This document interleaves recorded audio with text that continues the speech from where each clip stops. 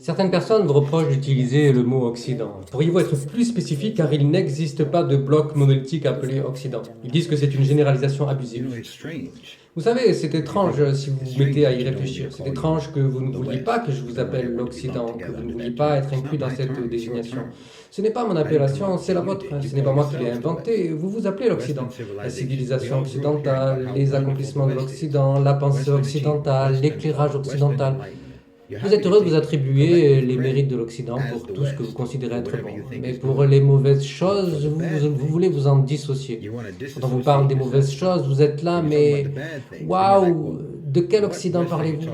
Qui désignez-vous par Occident? La manière dont vous racontez l'histoire, des gens comme Douglas Murray, ou Jordan Peterson, ou Sam Harris, ou Richard Dawkins, Christopher Hitchens, tous ces gens-là, vous pourriez penser que tous ces gens de l'Occident ont participé à peindre la chapelle Sixtine en se relayant par équipe, que chacun d'entre vous, collectivement, ont inventé la pénicilline, ainsi que le téléphone et les avions, les égreneuses de coton et les puces informatiques, que vous auriez fait ça d'un seul gigantesque effort d'équipe. Nous, l'Occident, avons aboli l'esclavage. Nous, l'Occident, avons donné aux femmes le droit de voter. Nous, l'Occident, avons développé la technologie moderne. À propos de ces choses-là, vous aimez être appelé l'Occident.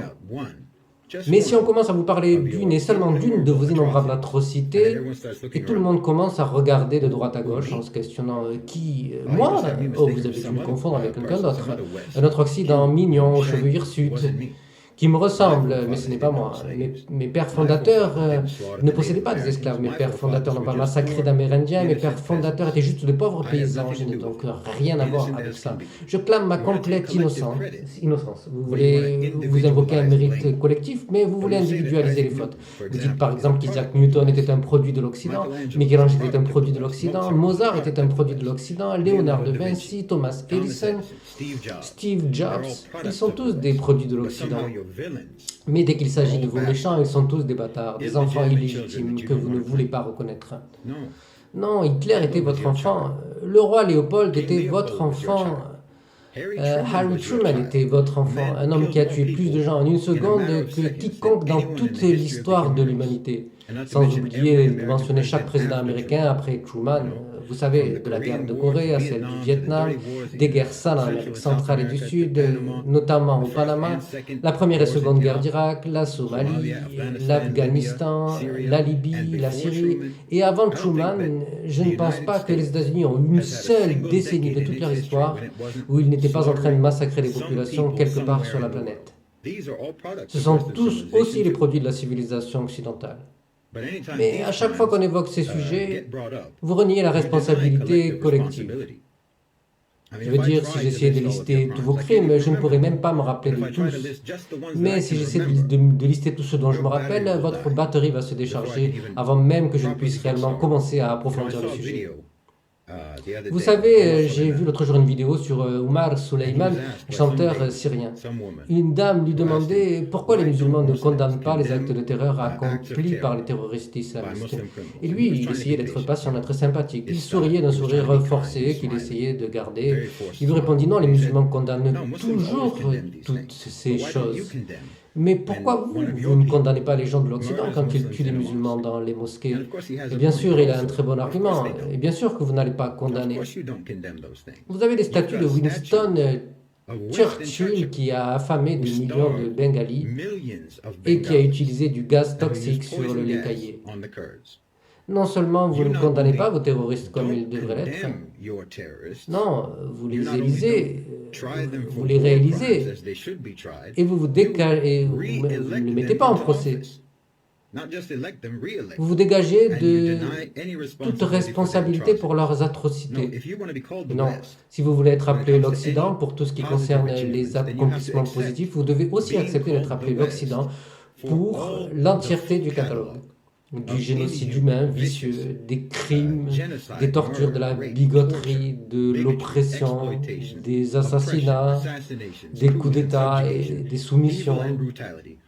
du mal et de la brutalité que votre peuple ait jamais commis.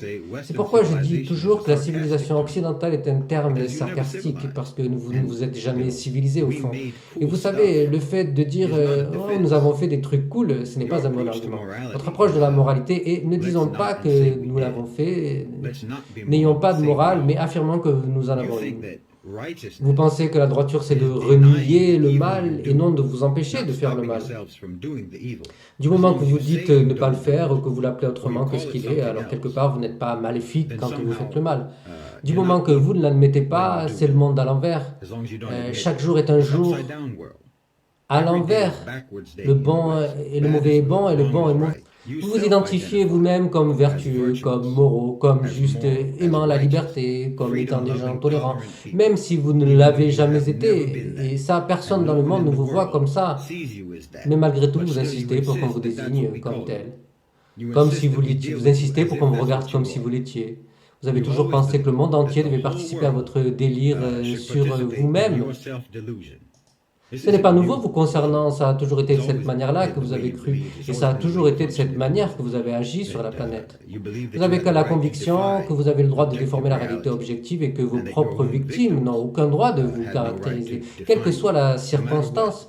Vous insistez sur votre irréprochabilité, mais je vous dis, comment diable pourriez-vous vous attendre à arrêter de faire des choses condamnables si vous pensez être complètement immunisé de tout reproche, quoi que vous fassiez?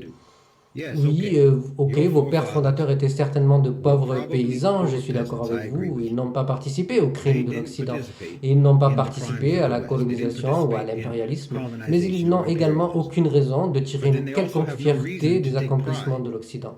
Et vous ne devriez pas non plus.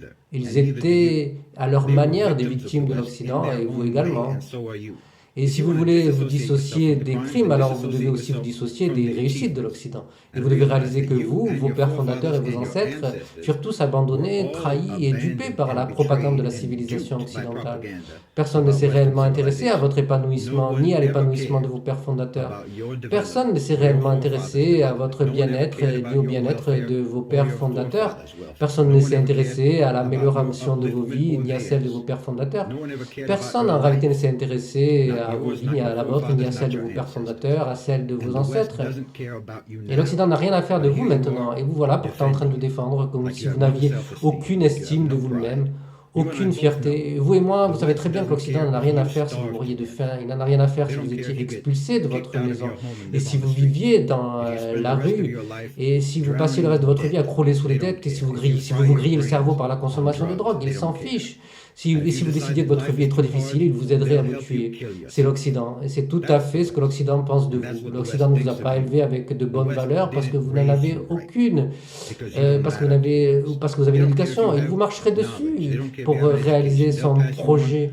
Que vous sachiez lire ou écrire parce que vous ne comptez pas.